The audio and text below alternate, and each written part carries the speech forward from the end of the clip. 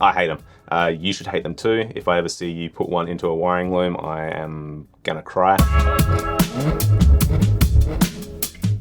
This week, we're going to look at some questions you guys have been asking across the forums and sending to us through email. If you guys want to get involved, jump into the HPA community and sign up for free. Let's jump straight into it. I've got Greg Tiber here who said, you need to hop on a flight to save a customer's day by fixing a wiring harness.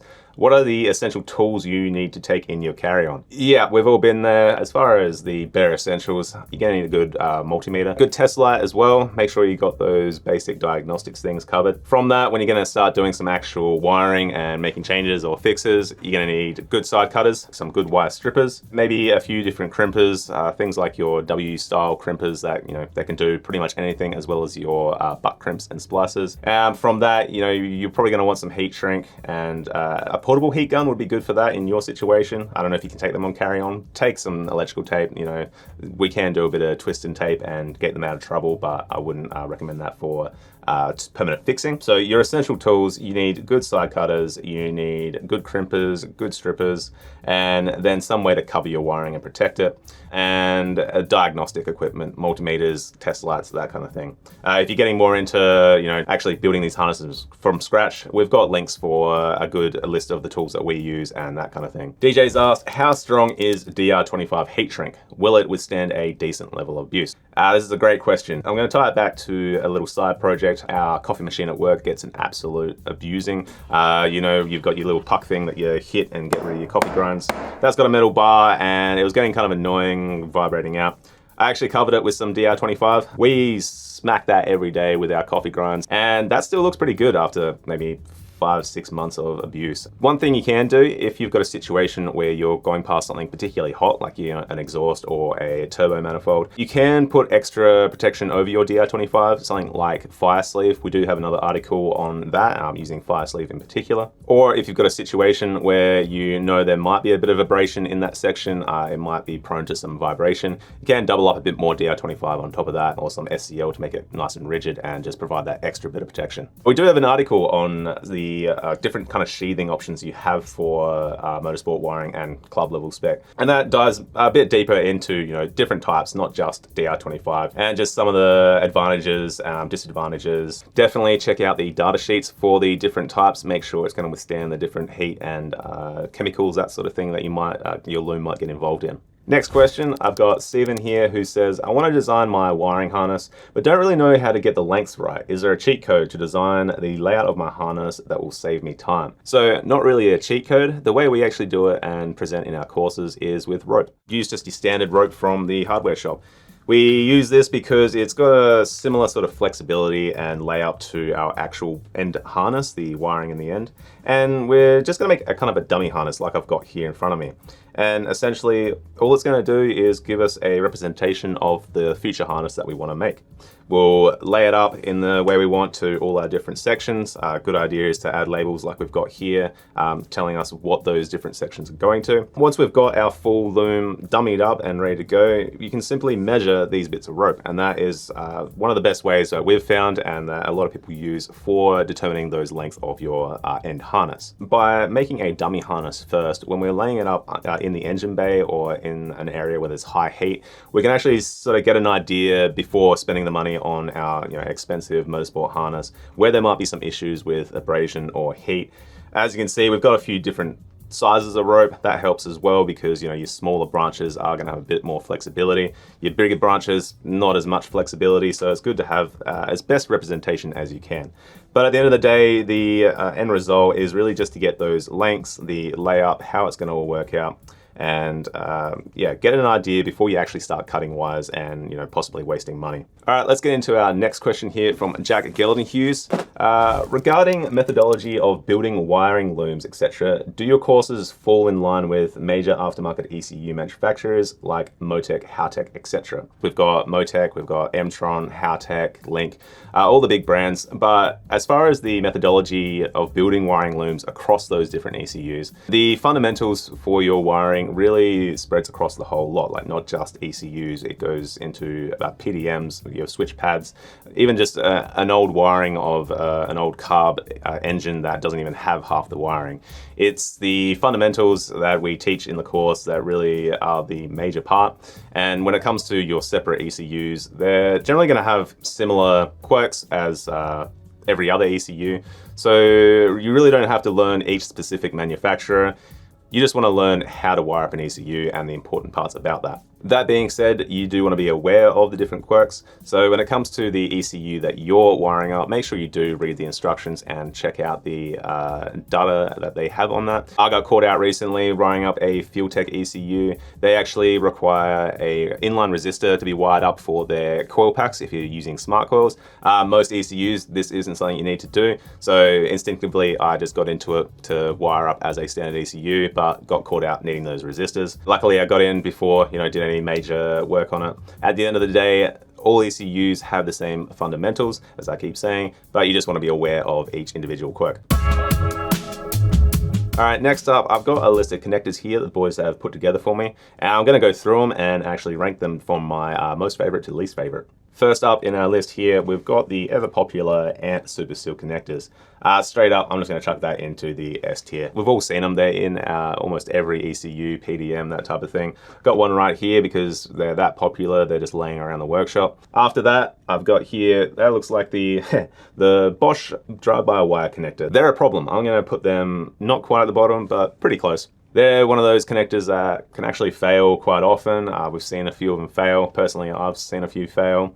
And it's one of the situations where we quite often pop the drive-by-wire motor and have a flying lead to a different connector because they are just so prone to failure. Now, I know some of you are probably gonna jump into the comments and tell me that if you use quality connectors, this isn't gonna be a problem. Yeah, you're probably right. It might just be down to a situation of not using the best connectors, but from my experience, I've seen a few OEM ones that have failed, so that's just where I'm putting it. Deutsch AutoSport connectors. Obviously, that's gone straight up into S tier. Or, you know what? Let's move it down to A tier. They're an amazing connector. Like, I've got them here.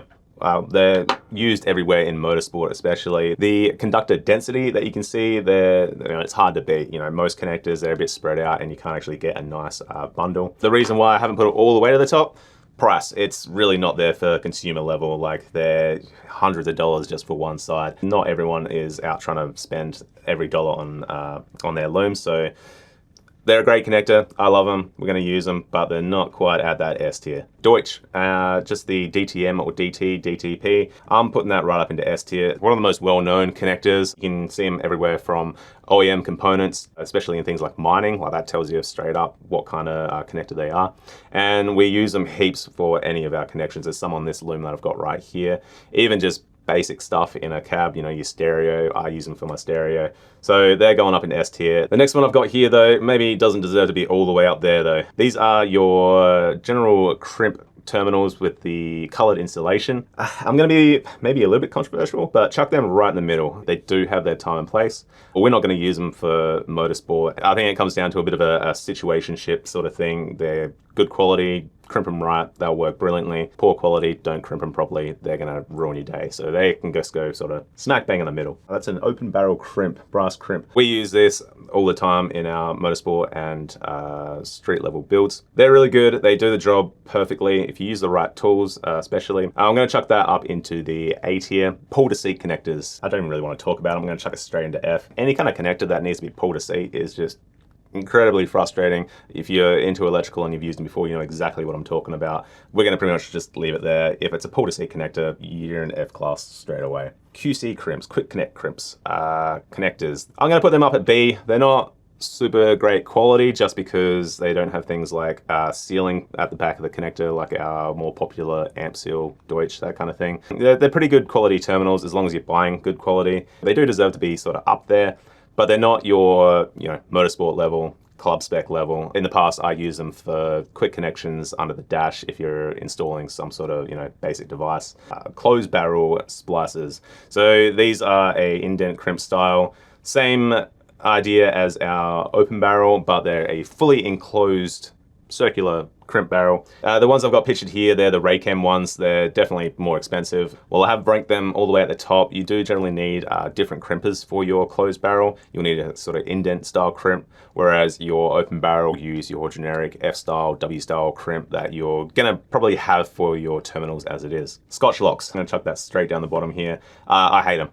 You should hate them too. If I ever see you put one into a wiring loom, I am gonna cry. They're the bane of an electrician's existence. They're supplied with a lot of, old components, so just quickly joining wires together. I often say if you're working on a car and you see Scotch-Loks, that's the first stage of your problem. Even if it's got nothing to do with what you're working on, get rid of them and replace them.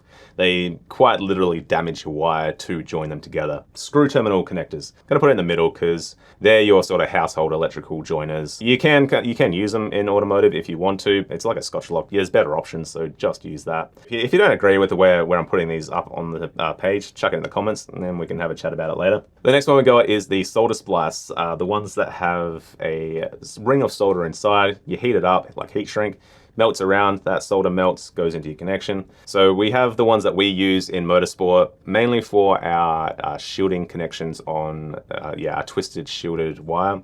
So we need a good way of converting the stranded shield of our wire into a singular wire, like a 20 gauge, 22 gauge TEF cell, that we can then crimp into a connector, because trying to crimp just single shielded strands is almost impossible and just gets messy. I'm gonna put it into the A tier, just because there are those options that are really high quality. Keep in mind, you do wanna maybe put more heat shrink over the top, keep it nice and rigid, make sure it's in a section maybe at the back of your connector where you're then putting a boot and keeping all that rigid too. Next one we've got, just soldering wires together. This is another one of those situations, it has a time and place. I'm gonna put it down into E. We don't wanna do that to join wires, not for motorsport especially. The age-old debate with solder versus crimp, soldering two wires together, you're gonna get solder wicking, you're gonna get vibration that's gonna cause damage to your conductors. As we look up further here, we've got open barrel, closed barrel, we've got even the solder splices, I would argue is better, just because you've got better protection around it. But there are time and a place. We solder PCB boards, that kind of thing, so it's not gonna be right down the bottom with our crappy Scotch-Loks. Twist and tape, twisting wires together and taping over the top. Time and a place, maybe. If you're on a road job, you need to quickly fix a couple of wires. I'm gonna say that's a justifiable occasion to twist and tape. Because of that, I'm gonna move it up to E class. Actually, we'll go to D just because there's nothing in D yet. These are the Tyco connectors, commonly found on the old Haltech Platinum ECUs, that type of thing. Chuck it down into D, just because I really hate pinning those things. They're really small terminals. Trying to get a pin out once if you've done it wrong is an absolute headache. They are a good quality connector though. They will get the job done. Like they're used on ECUs, so I can't really argue with that. And lastly, we've got the Wago Connectors. I'm gonna put them in B. They're actually really good. I like them.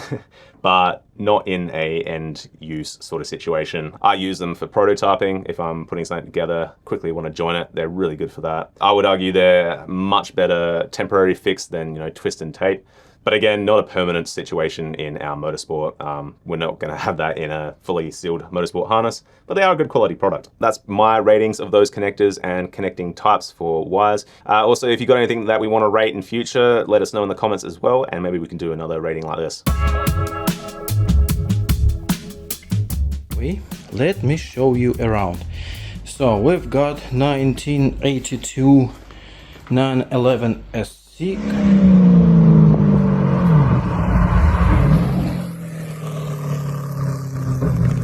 I am actually digging it. I'm not usually an LS swap kind of guy. I'd sooner, see if we can shoehorn a 2J into there, but let's not talk about that right now. It's Georgii Gavrylenko. I'm sorry, I'm going to butcher that. I'm Australian. He's used several of our HPA courses to do this build, which is awesome to see. He said here, the idea is to build a street weapon able to get on the circuit when in need. And if you guys are looking at this as well, check it out on the Instagram. It is definitely looks like a weapon.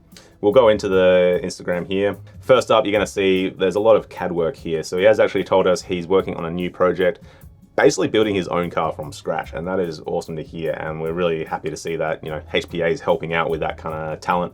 There's some really good, cool looking stuff here. There's, what is he actually going to build? It looks like a full tube chassis build from the ground up, and really cool to see. Thank you, George, for letting us share it. We're going to send you a HPA merch pack. If you guys want to see your build on Build of the Week, get involved with the HPA community. You can sign up for free, get into the forums and let us know what you're working on. Show us the build that you're working on, and you never know, might get onto Build of the Week. We can have a chat about it and you can get one of those merch packs. Finally, let's finish up with a bit of an update of what we've been up to in the workshop. Me personally, I've been working on our C5 Corvette, getting a FuelTech wired in, as I mentioned before, having a few little niggly issues there. Also, we've got a pretty big project that we've finished up. It's working with Ando Engineering on their 240 Volvo wagon. We've partnered up with them to put in a 8 HP transmission into that car. It's an awesome build. It's been pretty fun getting into that. I was involved in the wiring. Everyone got involved in that though, doing some mechanical and tuning. Andre is going to do some course content to show you guys some 8 HP tuning with that. Check out the Instagram, we link that below, and it's a pretty awesome build the Ando Engineering guys are working on. Remember guys, if you want your build featured or you want some of your questions answered, jump onto the HP Academy website, sign up for free, get those questions and builds in there. Most importantly though, get out there, get back into your build and do some work.